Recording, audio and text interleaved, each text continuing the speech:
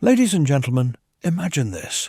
You're stationed deep in the Shenandoah Valley, Virginia, where the Blue Ridge Mountains rise like silent sentinels, cloaked in ancient mists that seem to swallow the light. It's a place where history doesn't just linger, it breathes.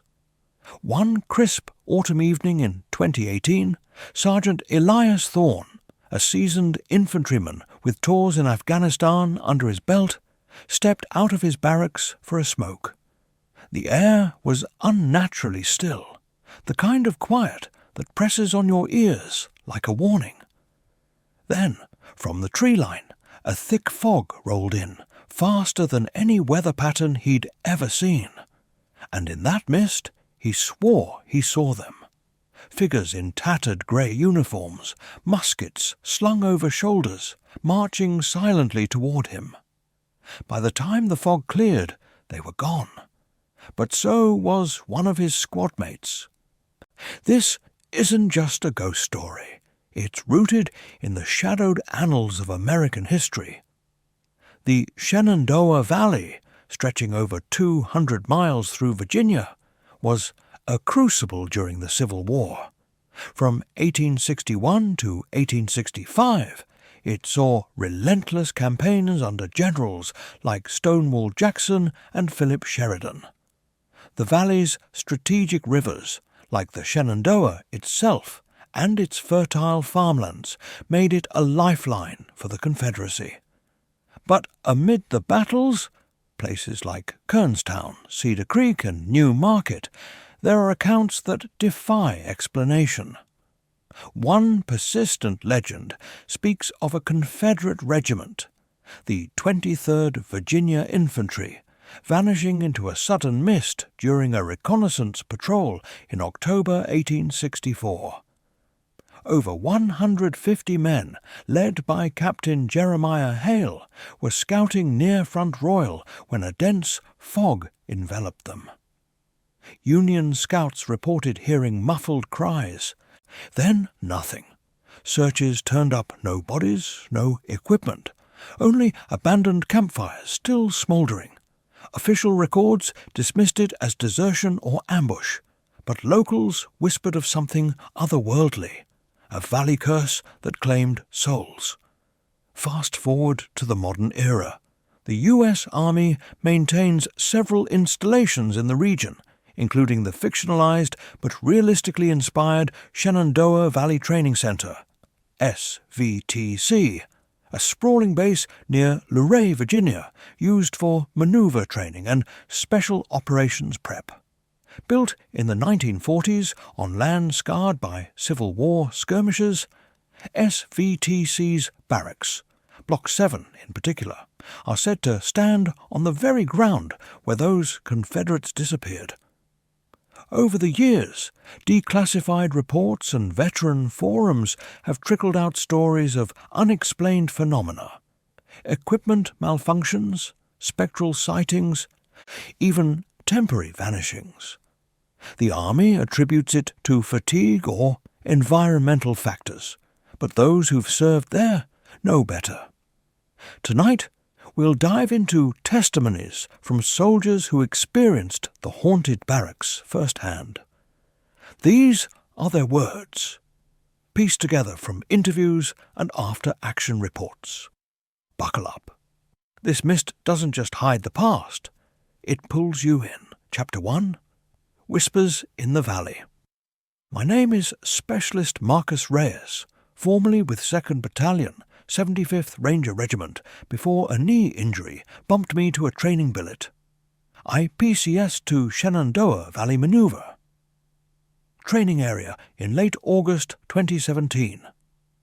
The post was smaller than Bragg, quiet, almost sleepy. But the terrain made up for it. Steep forested ridges, narrow valleys, river crossings that turned into thigh-deep suckholes during rain. Perfect for dismounted maneuver and night land navigation. Block 7 was our home for the 6-month rotation.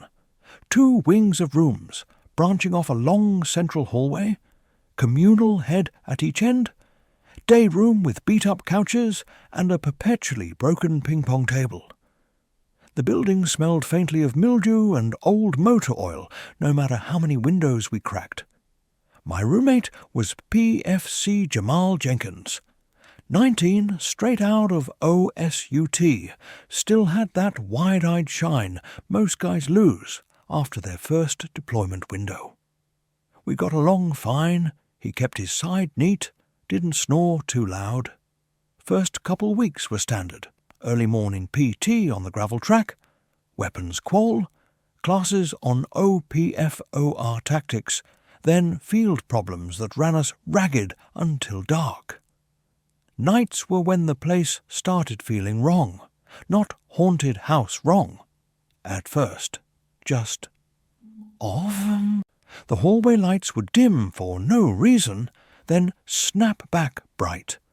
Doors that latched properly during the day would swing open at 0300. Small stuff you could chalk up to old wiring or settling foundations. Then the sounds began. It started on a Wednesday. Lights out at 2200. I was scrolling on my phone under the blanket when I heard it. Boots. Not the rubber-soled army boots we wear. Hobnailed, leather-soled marching boots hitting packed dirt. The cadence was slow, deliberate, maybe platoon strength. I froze, listening. The sound wasn't coming from outside. It was inside the building, travelling down the corridor toward our room. I sat up.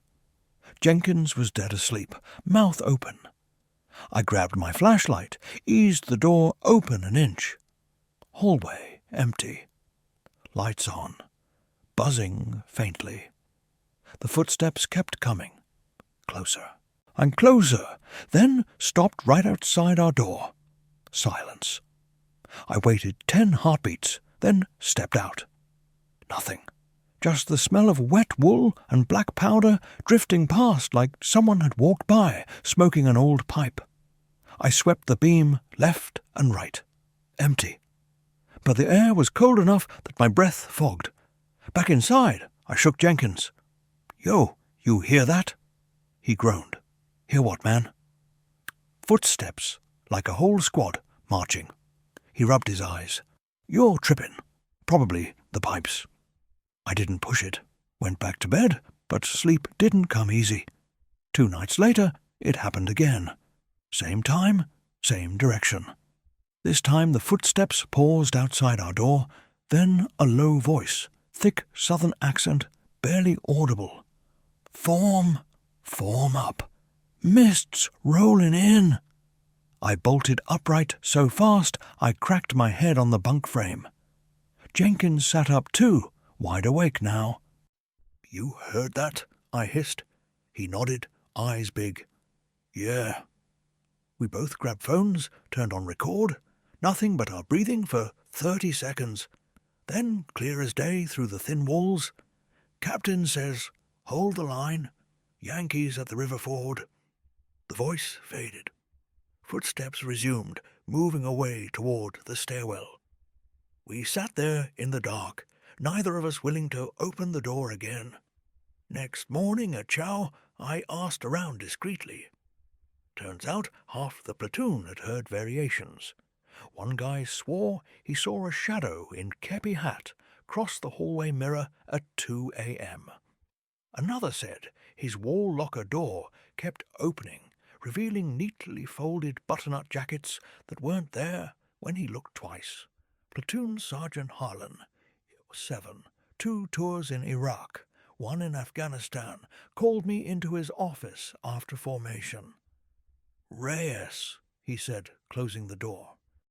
"You been asking questions?" "Yes, Sergeant." He leaned back. "Listen, Block 7 sits on ground where men disappeared in 1864. Whole company walked into fog and never came out. Locals say they're still marching, still looking for their regiment. Most people laugh it off. I don't. I've been here 4 years. I've seen things I can't explain. Cold spots that follow you. names written in condensation on windows that weren't there 5 minutes earlier. And every October, around the anniversary, it gets worse. He tapped a manila folder on his desk. Last year, a fire team vanished for 90 minutes during a night nav. Found them sitting in a circle in the woods, staring at nothing. They said they'd been marching with the boys in grey, and the fog wouldn't let them turn back. Medics called it a shared delusion. I call it something else. He looked me dead in the eye. You hear anything else? You come to me first. Don't go playing ghost hunter. And whatever you do, don't follow the footsteps. That night I lay awake, staring at the ceiling tiles. Around 01:45, the footsteps returned. Slower this time, stopping longer outside our door. Then the voice again, clearer, almost pleading. Any man here? Can you point the way home? Jenkins whispered, Don't answer it. I didn't, but the question hung in the air like smoke. And deep down, part of me wanted to. Chapter 2. Shadows in the Bunks. My name is Corporal Lena Vasquez, MOS 25N, Nodal Network Systems Operator Maintainer. I arrived at Shenandoah Valley Maneuver Training Area in January 2018 after 3 years at Joint Base Lewis McChord. I was part of a signals detachment supporting a Stryker Brigade combat team rotation. The post was beautiful in a rugged way, rolling ridges covered in hardwoods, the river glinting silver when the sun hit it right, but the barracks in Block 7 felt like they'd been waiting for us. Our room was on the second floor, end of the east wing. Standard setup, 2 wall lockers, 2 bunks, 1 desk, narrow window overlooking the training fields that sloped down toward the river. Specialist Ji-Yeon Kim was my roommate. Quiet, meticulous. Always had her gear squared away before anyone else. We worked opposite shifts half the time, so the room was rarely occupied by both of us at once. That suited me fine. I like my space. The first sign something was wrong came during in-processing week. I was setting up my battle rattle on the bunk when I noticed the mirror above the sink. It was one of those cheap institutional mirrors, slightly warped at the edges. But when I looked in it, for just a second, I didn't see my reflection clearly. There was an overlay, faint, like double-exposed film, of a bearded face wearing a slouch hat, staring back. I blinked hard. Gone. Just me again. Tired eyes and regulation bun. I told myself it was jet lag and bad fluorescent lighting. That night I pulled the midnight to 0400 shift in the TOC monitoring satellite links. When I got back around 0430, Kim was already asleep. I tried to be quiet, but as soon as I closed the door, the temperature in the room dropped. Not gradually, like someone had opened a freezer right behind me. My breath fogged. I checked the thermostat. 72 degrees. Set point unchanged. The HVAC wasn't even running. I climbed into my bunk, pulled the poncho liner tight. Sleep came in fragments. Around 0230, I woke to movement. Not footsteps this time. Something softer, like cloth brushing cloth. I opened my eyes. Across the room, Kim's bunk was empty. Sheets still tucked military style, boots aligned underneath. But standing at the foot of her bed was a shadow. Tall, broad-shouldered, wearing what looked like a long coat. No face visible, just a darker patch where the head should be. It didn't move. It just stood there. I reached for the Beretta under my pillow, habit from overseas, but my hand closed on empty air. The pistol was still in the wall locker. The shadow tilted its head as if listening. Then it raised one arm, slow and deliberate, pointing toward the window. I followed the gesture. Outside, the training field was gone. Thick white fog pressed against the glass, so dense I couldn't see the tree line 50 meters away. And in that fog, shapes were moving, upright, rhythmic, marching. My heart slammed against my ribs.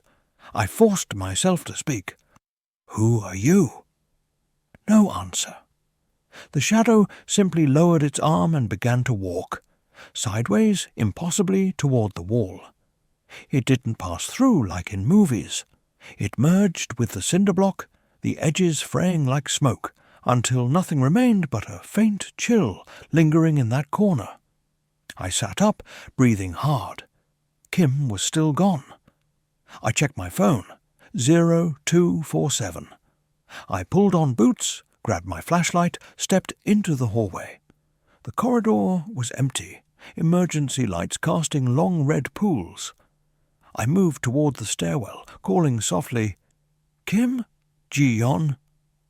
No response. Halfway down the hall, I heard it. A low murmur, multiple voices, overlapping. Southern accents, old-fashioned phrasing. "Hold fast, boys. Yankees'll break on this ridge. Captain says the mist'll cover us. Can't see the ford. Where's the ford?" I froze. The voices weren't coming from any one direction. They seemed to rise from the floor, seep from the walls, drift down from the ceiling tiles. I swept the flashlight beam. Nothing. But the air smelled of wet wool, black powder, and something metallic, like blood just starting to dry. I reached the stairwell. Footsteps, real ones this time, coming up from below. I backed against the wall, ready to challenge. A figure rounded the landing. Kim in PTs, eyes glassy, walking like she was half asleep. "Kim," I hissed, grabbing her arm. She startled, blinked rapidly. "Lena? What?" I was in the head, thought I heard someone call formation. "You weren't in the head. Your bunk was empty. There was something standing there." She looked at me like I'd lost it. "I've been in the latrine for 10 minutes. You sure you're okay?" I wasn't sure of anything anymore. We returned to the room together. The mirror was clear now. No overlay, no strange face. But when I checked the window, the fog outside had lifted slightly. In the moonlight, I could just make out the edge of the woods. And there, barely visible among the trees, a line of grey shapes standing motionless, watching the barracks. I didn't sleep the rest of the night. The next morning, I pulled Kim aside before formation. "You really don't remember standing at the foot of your bunk?" She shook her head. "I swear, I was brushing my teeth. But I had the weirdest dream. I was marching, not running PT, marching with a musket. Fog everywhere. Someone kept saying we had to find the captain. We didn't talk about it again that day, but that evening, after chow, I found something on my wall locker door, a single brass button, old, stamped with CSR. It wasn't there when I left for dinner. I showed it to Platoon Sergeant Harlan later that week. He looked at it for a long time, then handed it back. "Seen those before," he said quietly. "They show up sometimes, usually before things get worse." I asked what worse meant. He didn't answer right away, just stared out the window toward the river. "October's coming," he said finally. "Anniversary month. That's when the mist likes to play, and when it plays, sometimes people don't come back the same." That night the shadows returned. Had not one this time. Several. They moved along the walls like soldiers, changing formation, never quite stepping into the light. And every time I closed my eyes, I heard the same whispered question from the dark. "Which way to the river, Bluebelly? Which way home?" I didn't answer, but I started sleeping with the lights on. Chapter 3. The Fog Descends. My name is Sergeant First Class Jamal Wright, MOS 68W, Combat Medic. I've been with the 82nd Airborne since 2010, 3 combat tours, 1 Purple Heart. In spring 2018, I drew a 6-month TDY to Shenandoah Valley Maneuver Training Area to run medical evacuation and prolonged field care training for rotating units. Block 7 Barracks became my temporary home. 2nd floor, northwest corner room with a view of the river bottom and the low ridge where historians say the 23rd Virginia vanished in 1864. I'd heard the stories already. Reyes and Vasquez had started talking, quietly, about footsteps, shadows, that brass CSA button Vasquez found on her wall locker. Most guys laughed it off as barracks legend, the kind of thing privates tell each other to pass time on long CQ shifts. But I'd seen enough strange things in combat zones, guys swearing they saw dead buddies standing watch, voices on open comms channels that weren't on frequency, to keep an open mind. I didn't chase ghosts, but I didn't dismiss them either. The shift happened on Thursday, October 11th, 2018, right around the anniversary window Sergeant Harlan had warned about. We'd finished a long day. Classroom on casualty evacuation under fire, then live tissue training with goats in the sim village. Everyone was beat. I crashed around 21:30 after final med checks. Lights out. Room dark except for the red glow of the exit sign bleeding under the door. At 02:15 I woke to pressure, like someone had placed a cold hand flat on my chest. Not painful, just heavy. I opened my eyes. The room was freezing. Frost had formed on the inside of the window glass in thin, feathery patterns that looked almost like old battle maps. I sat up slowly, my breath clouded in front of my face. Outside, the fog had arrived. It wasn't normal valley mist. It moved with purpose, rolling uphill against the wind, thick and opaque, swallowing the training fields, the motor pool, the tree line. Within minutes, it pressed against the barracks windows like a living thing. So dense, the security lights outside turned into soft, diffused orbs. Then the sound started. Not footsteps this time. Multiple voices, muffled, urgent, overlapping, coming from everywhere and nowhere. "Form on me, boys. Hold the line." "Yankees crossing the ford. Can't see 'em through this soup." "Captain Hale, where's the captain?" I swung my legs out of the bunk, pulled on boots without lacing them, grabbed my flashlight and a trauma kit out of habit. I stepped into the hallway. The corridor was empty, but the emergency lights flickered in slow pulses, almost rhythmic. The voices grew louder, echoing off the cinder block like they were inside the walls. I moved toward the common area at the end of the wing. That's where I found them. Reyes, Vasquez, Harlan, and 4 other guys from different platoons already gathered, faces pale under the red light. No one spoke at first. We just listened. A new voice cut through, deeper, commanding, carrying the weight of someone used to being obeyed. "Stand fast. The mist is our cover. We hold here till it lifts. No man breaks ranks." Silence followed. Then a younger-sounding voice, almost panicked. "Sergeant, my brother was right beside me. He's gone. Swallowed whole." Harlan stepped forward, voice low but steady. "Who's out there?" No answer. Instead, the temperature plunged again. My watch read 0228. Frost now crept across the vending machine glass. across the floor tiles in thin white lines. Vasquez whispered, "It's them, the 23rd." Before anyone could respond, the double doors to the stairwell burst open. No wind, no one pushing. Just swung wide. A wall of fog poured in, knee-high at first, then rising fast. It smelled of damp wool, gunpowder, wet leather, and something sour like old blood. We backed up instinctively. The fog kept coming, curling around our ankles, climbing legs. My skin prickled, every hair stood on end. Then shapes resolved inside it. Figures in grey, tattered shell jackets, kepis, bayoneted muskets at right shoulder shift, materialized 10 meters down the corridor. They weren't solid, but they weren't transparent either. They flickered between states, like bad video feed.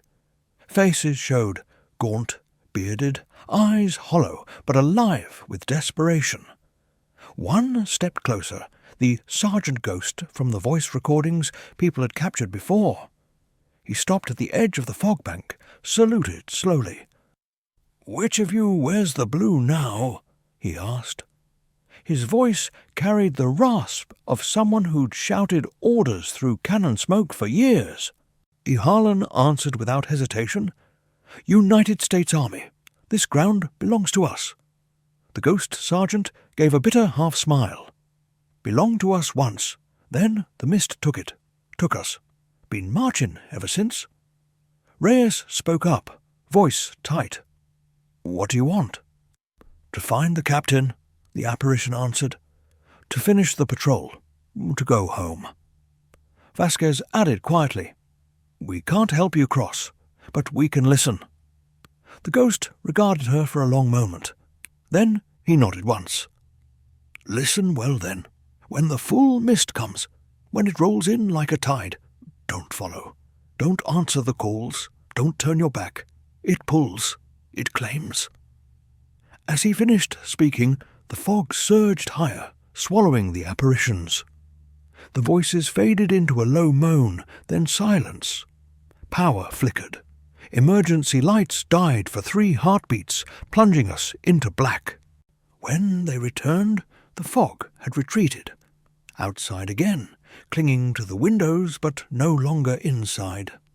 The frost was melting, dripping in rivulets down the glass. We stood there, breathing hard. No one moved for almost a minute. Then PFC Ellis, one of the quieter guys who'd been standing at the back, stumbled forward. He'd been with us the whole time, except he hadn't. His uniform was soaked, boots caked in thick black river mud that smelled of centuries-old silt. His eyes were unfocused. I was outside," he muttered. "They were marching. They pulled me along. Said I knew the way to the ford. I couldn't stop walking. We got him to the aid station. Hypothermia, the doc said. Mild disorientation. Standard post-field care diagnosis. But when they cleaned his boots, a lab analysis later showed soil composition matching pre-1900 riverbed strata. Strata that hadn't seen daylight since the valley was last flooded in the 1880s. That night changed everything. We stopped joking about ghosts. We started comparing notes. We started watching the weather reports obsessively, because Harlan was right. October wasn't over. And every night after that, when the wind shifted east off the river, we could smell it again. Wet wool, black powder, and the faint metallic promise of mist coming to claim more. Chapter 4. Echoes of the Lost. My name is First Lieutenant Daniel Orr, U.S. Army Infantry, West Point class of 2010. 3 combat deployments, 2 to Afghanistan, 1 to Syria, before I took command of a training company at Shenandoah Valley Maneuver Training Area in summer 2018. I was 31, married, a 1 kid back in Fayetteville. I thought I'd seen every kind of strange the Army could throw at you. IED ghosts in the dust. Night vision contacts that weren't there when you replayed the feed. Soldiers swearing dead squad mates were still on patrol. I kept an open but skeptical mind. Hallucinations happen under stress. Fatigue lies, the brain fills gaps. But Block 7 was different. After the October 11th incident, the night the fog came inside, the frost mapped old battle lines on the windows, and PFC Ellis came back covered in century-old river mud. I ordered a quiet stand down on Nightland nav problems until we could get better weather data and more eyes on the perimeter. Officially, it was safety stand down due to environmental hazards. Unofficially, I didn't want another soldier walking off into nothing and coming back speaking in 1864 cadence. I moved my company office into a converted supply room on the first floor of Block 7 so I could keep closer tabs. Most nights I stayed late, reviewing AARs, writing counselling statements, answering endless emails from higher about training metrics. The building was quiet after 2,300. Just the hum of vending machines, the occasional drip from a leaky faucet in the latrine, and the low moan of wind through the pines outside. On the night of October 18th, exactly 1 year to the day since Sergeant Thorne's first sighting in 2017, I was alone in the office around 01:15. Thunder had been rumbling since dusk. A cold front was pushing down the valley. Rain hammered the roof in sheets. I was proofreading the next day's training schedule when the whispers started. Not loud, not dramatic, just present. Like someone had left a radio on low volume in the next room. Yankees at the river crossing, skirmish line, 50 paces. Hold, damn you. Hold till the captain gives word. I set the pen down. Listened. The voices were coming from the hallway, but also somehow from inside the walls, inside the filing cabinets, inside the air itself. I stood, opened the office door. The corridor stretched dark, except for the red emergency lights. No one there. But the whispers continued, clearer now. Mists thick tonight, thicker than Cedar Creek. I stepped out, boots quiet on the linoleum. The temperature dropped with every metre I walked. By the time I reached the central stairwell, my breath was visible again. The storage closet door, normally padlocked, was ajar. Light spilled out. Not electric light, but the warm, flickering orange of an open flame. I drew my Beretta, thumbed the safety off, and eased the door wider with my boot. Inside, the small room had transformed. A phantom campfire burned in the centre. No fuel, no smoke rising to the ceiling, just steady flames licking at nothing. Around it sat a dozen spectral soldiers in various states of butternut and grey. Some leaned on muskets, others cleaned bayonets with slow, practised motions. Their faces were gaunt, eyes sunken, but bright with awareness. They didn't look up at first. They just kept talking among themselves in low tones. At the head of the circle sat their captain, Jeremiah Hale, if the old photographs in the Luray Historical Society were accurate. Sabre across his knees, a kepi low over his brow, a thin line of beard framing a mouth set in permanent determination. I cleared my throat. Identify yourselves. Every head turned at once. The firelight made their eyes reflect like polished obsidian. Captain Hale rose slowly. Captain Jeremiah Hale, 23rd Virginia Infantry, Army of Northern Virginia. And you, sir? First Lieutenant Daniel Orr, United States Army. This installation is under my command. A murmur rippled through the circle. Surprise? Recognition? something like weary amusement. "You wear the blue now," Hale said. "Not accusatory, just stating fact." "I wear what the nation issues," I replied. "This ground has been federal property since 1942. Hale nodded once. "We know. We've watched the iron horses roll in, the steel birds overhead. Watched your blue soldiers march these same ridges. Watched the mist take some of them too. I kept the pistol low but ready. What do you want here?" "To finish our patrol," he answered simply. "We were ordered to scout the North Fork Ford. We entered the mist. We never left it. Time stopped for us that night in '64, but the war ended. The world moved on. We did not." One of the sergeants, a stocky man with a bandaged arm, spoke up. "Every October, the mist remembers. It opens. It calls. Sometimes your boys answer." I thought of Ellis, of the mud, of the frost maps. "And when they answer, they march with us," Hale said. "For a time. Some return.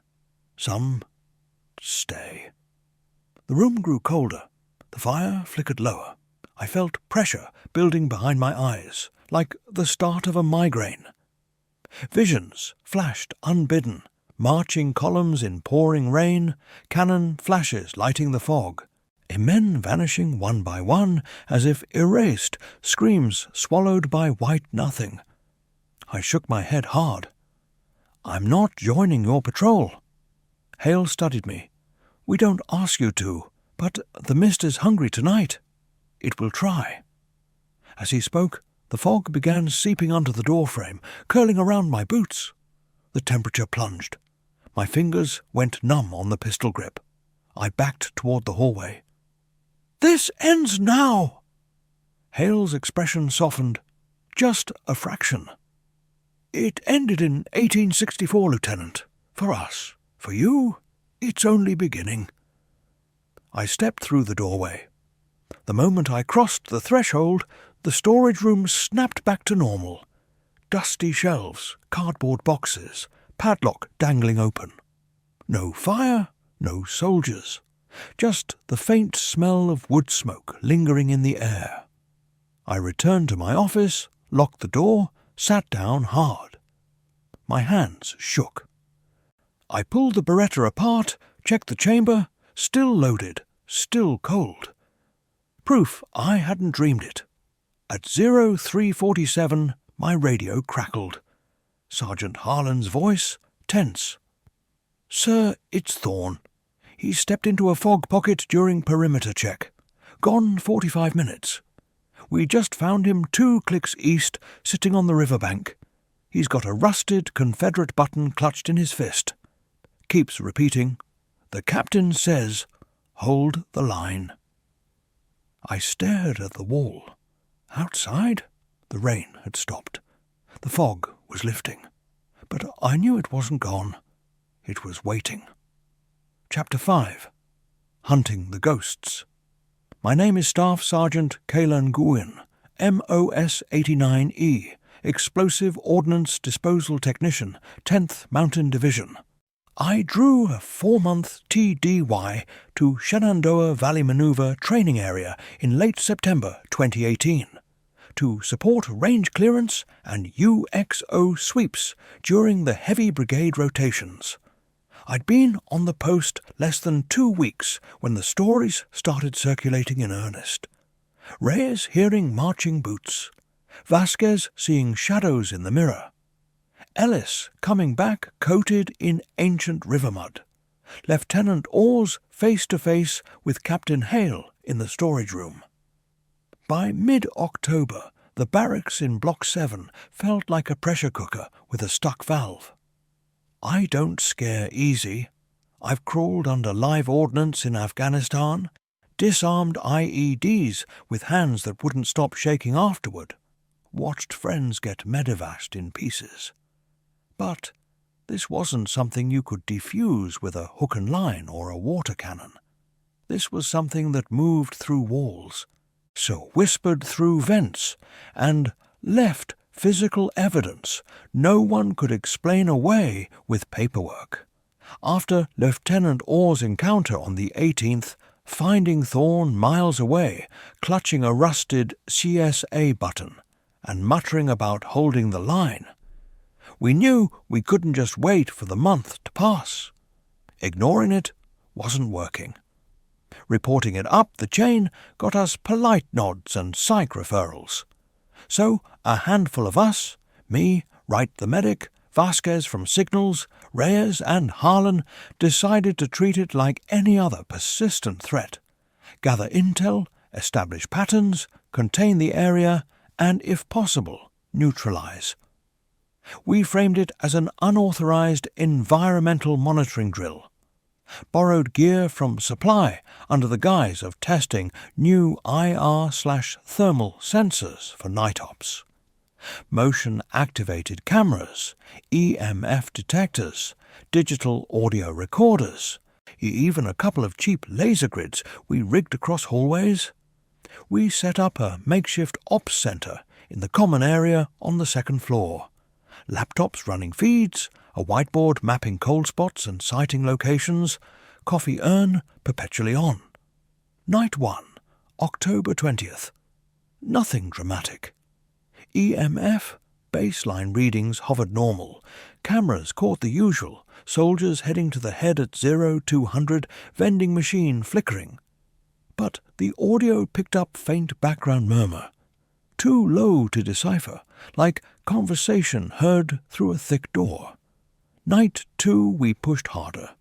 I stayed on watch from 2300 to 0400 with Wright. Around 0130, the EMF spiked in the east wing latrine, jumping from 0.2 milligauss ambient to 12.4 in seconds. We moved in, NVGs down. The mirrors were fogging from the inside again, frost tracing what looked like regimental formation lines. Then the whispers started, clear this time on the recorder. Regiment, form on the colours. Captain's orders, hold till relief. We held position. The temperature dropped 15 degrees in under a minute. My breath fogged the NVG lenses. Then shapes appeared in the mirror reflections, not in the room itself, but only visible in the glass. A full company strength, maybe 80 figures in grey, muskets shouldered, standing at parade rest. They weren't looking at us. They were looking past us, towards some unseen horizon. I spoke first, voice low. "This is Staff Sergeant Nguyen, U.S. Army. Identify." The reflections shifted. One figure, a sergeant with a bandaged sleeve, stepped forward in the mirror. His lips moved, but the sound came from behind us, from the empty shower stalls. "We are the 23rd Virginia. Lost October 17th, 1864. The mist took us on patrol. We march still." Wright asked the question we'd all been turning over. "Why now? Why us?" "Because your wars echo ours," the sergeant answered. "The thunder of your guns, the tread of your columns, they call us back. The mist widens. It hungers for new blood to fill the ranks." I felt it then, a physical tug at my sternum, like someone had hooked a line to my plate carrier and was pulling gently but insistently. The laser grid flickered. Motion sensors lit up across the hallway. The apparitions in the mirror began to move, not walking, but sliding sideways, as if the glass were a window they were trying to climb through. "Back out," I ordered. We retreated step by step. The pull intensified. My boots felt heavier, like walking through deepening mud. Wright grabbed my arm, hauled me through the doorway. The moment we crossed the threshold, the tug vanished. The mirrors cleared. The EMF dropped to 0. We reviewed the footage later. The cameras caught nothing. No reflections, no frost, no figures. Just us standing in an empty latrine, talking to thin air. But the audio was clean. Every word the sergeant spoke, time-stamped, with background sounds of distant cannon and rain that hadn't fallen that night. Night 3, we went all in. Full squad in the common area. Lights low, recorders rolling. At 23:45, the mist arrived outside, thicker than before, pressing against the windows like it wanted in. Power flickered. Then the apparitions came. Not in mirrors, not as shadows, but standing in the room. The full regiment, or what remained of it, formed ranks down the length of the corridor. Faces I recognized from history plates. Hale at the front, a sabre drawn, eyes fixed ahead. They marched in place, boots silent on linoleum. The air smelled of black powder and wet canvas. Hale spoke, voice carrying like he was addressing troops on a battlefield. "You seek to hunt us. You cannot. We are bound here, but you can release us." "How?" Harlan asked. "Remember us. Speak our names. Mark the ground where we fell. Let the living know we did not run. We did not desert. We were taken." As he finished, the mist seeped under doors, around window frames. The pull returned stronger. Reyes staggered. Vasquez clutched the table. I felt it worst, like gravity tilting sideways, urging me to step forward into the ranks. "Fall back!" I shouted. We moved as one toward the stairwell. The apparitions advanced, not aggressively, but inexorably. Hale raised his sabre in salute.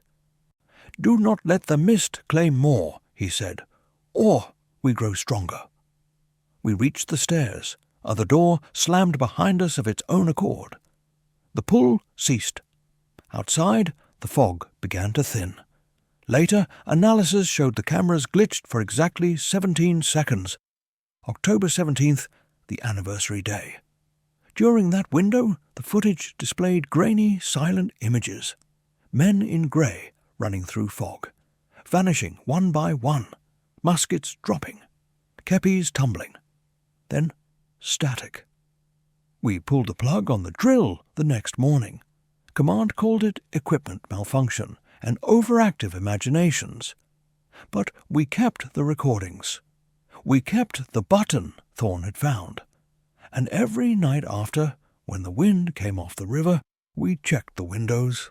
The mist was still out there, watching, waiting, and it knew our names now. Chapter 6. The Vanishing Squad. My name is Private First Class Tyler Jenkins, formerly of 2nd Battalion, 75th Ranger Regiment Training Cadre at Shenandoah Valley Maneuver Training Area. I was the roommate specialist Reyes talked about in his account, the 19-year-old who thought the whole thing was just barracks ghost stories, until it wasn't. By late October 2018, the post was on edge. After Staff Sergeant Nguyen's team captured the regiment on audio and saw the 17-second glitch of men vanishing into fog, Command finally issued a low-profile, increased safety posture for night operations. No solo patrols. Buddy system mandatory after 2,200 extra MPS on the perimeter roads. Officially, it was for weather and terrain hazards. Everyone knew better. I drew perimeter security on the night of October 25th. A battalion live-fire night attack exercise. My sector was the tree line along the east flank of the training fields, roughly 200 metres from Block 7 barracks. Standard kit, M4, 3 mags, nods, radio, chem lights. My battle buddy was Sergeant Harlan, same E7 who'd warned Reyes months earlier. We moved in 10-minute shifts, one watching the woods while the other scanned the open ground toward the river. Around 20:33, the wind died completely. No crickets, no rustling leaves, just dead silence that pressed on your eardrums. Harlan noticed it first. "Jenkins, you feel that?" I nodded. The air had turned thick, like breathing through wet cotton. Then the mist arrived. It didn't roll in slow like normal valley fog. It surged, fast, deliberate. A white wall advancing from the river bottom, climbing the slope, swallowing the firing points, the mock village, the motor pool in seconds. Visibility dropped to 5 meters, then 3, then arm's length. My nods went green static. Thermal washed out to uniform grey. Radio hissed white noise, no matter what channel I tried. "Harlan, comms down," I whispered. "Stay close. Fall back to the rally point." We turned toward Block 7. That's when the shapes appeared. At first, just silhouettes in the fog, tall, upright, moving in column formation. Then details resolved. Kepis, shell jackets, bayonets glinting dull under moonlight that shouldn't have pierced the mist. Dozens of them. Maybe the full remnant of the 23rd Virginia. They marched parallel to us, 50 meters off, silent except for the occasional low murmur. "Oh, extend the line, skirmishes forward. Yankees are across the ford. Hold, boys, hold." Harlan raised his rifle instinctively. "Halt! Identify yourselves." The column didn't stop, but one figure peeled off. Captain Hale himself, sabre in hand, striding straight toward us through the swirling white. He stopped 10 feet away. Close enough I could see the frayed braid on his cuffs, the hollows under his eyes, the faint scar running from temple to jaw. "You wear the blue," he said, voice calm but carrying like he was speaking across a battlefield. "Yet you tread the same ground we lost." Harlan kept his weapon up. "We're not your enemy, Captain. This is our post now." Hale's gaze shifted to me. I felt it like ice water down my spine. "Young one," he said, "you've heard us calling. You've walked our halls. The mist knows your face." I swallowed. I didn't answer. "Not yet." The fog tightened around us. I felt the pull Sergeant Nguyen described, cold fingers at my ribs, urging me forward. My boots slid an inch on wet grass. Harlan grabbed my plate carrier, yanked me back. "Don't look at them," he barked. "Eyes on me. We move now." We backed away, step by step. The regiment kept pace, not closing, but never falling behind. More voices joined, pleading, angry, resigned. Join the ranks. Eternal duty. No more cold camps, no more hunger. The war never ended for us. My legs felt leaden. Each step took effort, like wading upstream against a current. Harlan was breathing hard, face slick with sweat despite the cold. Then the line broke, and 2 privates from another platoon, assigned to the same perimeter, bolted from their position 50 meters left. They sprinted toward the barracks lights, visible as faint yellow smears through the fog. Bad move. Never run for something that doesn't chase with noise. The regiment shifted, not aggressively, just pivoted as one. The grey ranks flowed toward the running men like water finding a channel. Hale raised his sabre once. Form on the stragglers. The privates vanished into the mist mid-stride. No scream, no flash, just gone. Their radios crackled once, garbled voices saying, "They're here! They're here!" Then static. Harlan and I froze. The pull on me intensified. Visions hit like fragments of old film. Marching through endless white, comrades disappearing one by one.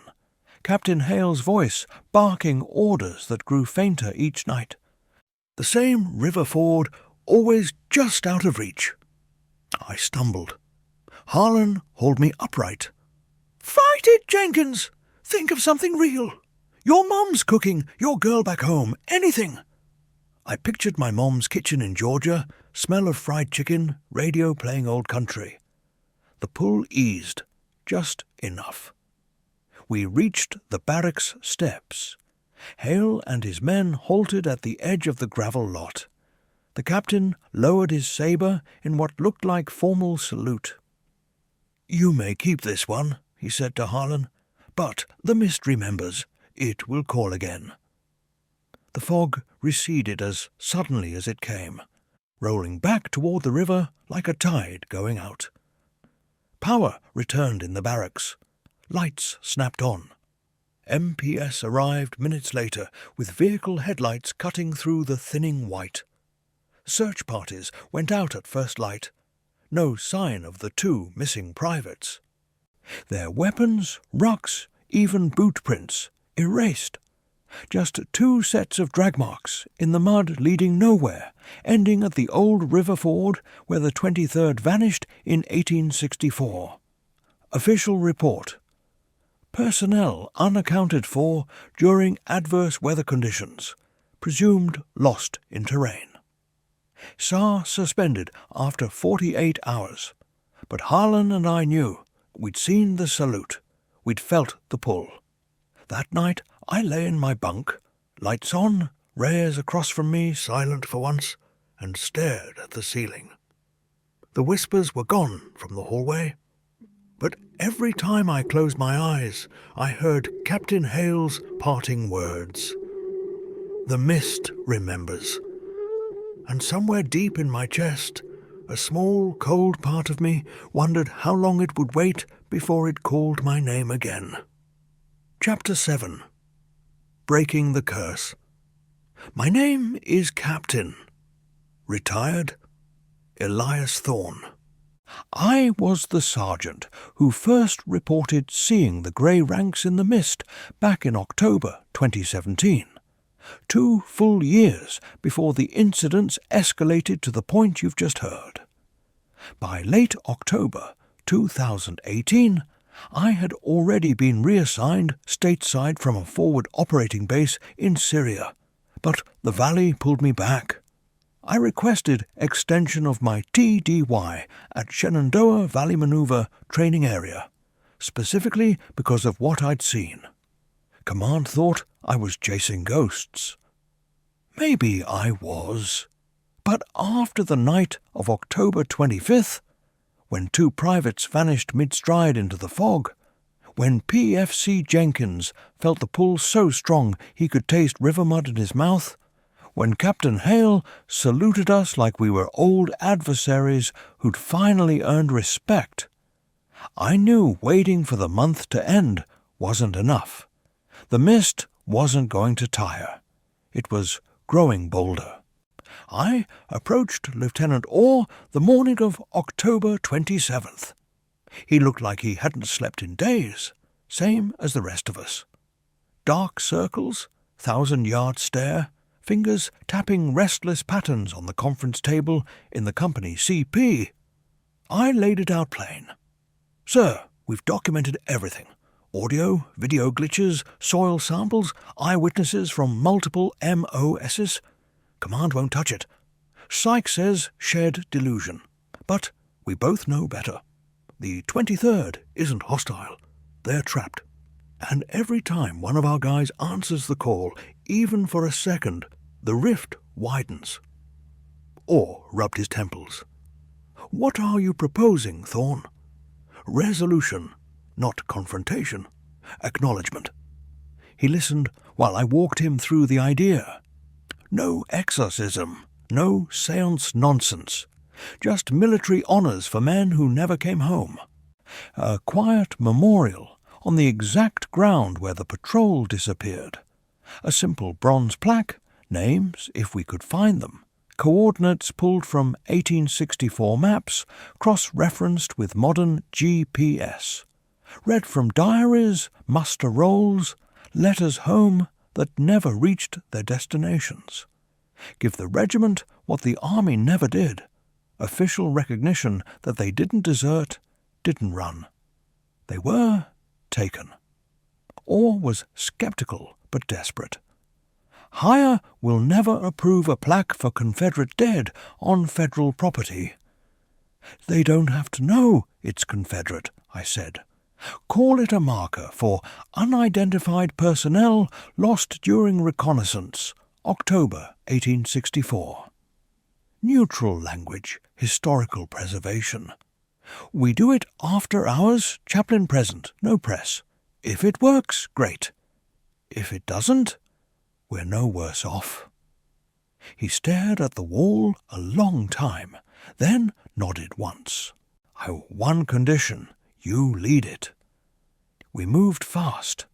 Chaplain Major Rebecca Lang, a soft-spoken Episcopal priest who'd served with the 82nd in Iraq, agreed without hesitation. She'd heard enough battlefield ghost stories to know some things don't fit in field manuals. Sergeant Harlan sourced a small granite marker from a local stonecutter. Discreet, no stars and bars, just etched text in memory of the men of the 23rd Virginia Infantry, lost in the line of duty. October 17th, 1864. They held the line. We chose the river ford itself, shallow crossing point, now marked by a gravel pull-off and a faded interpretive sign from the Park Service. October 30, 2200 hours. No moon. Fog already gathering low over the water like it knew we were coming. 15 of us gathered.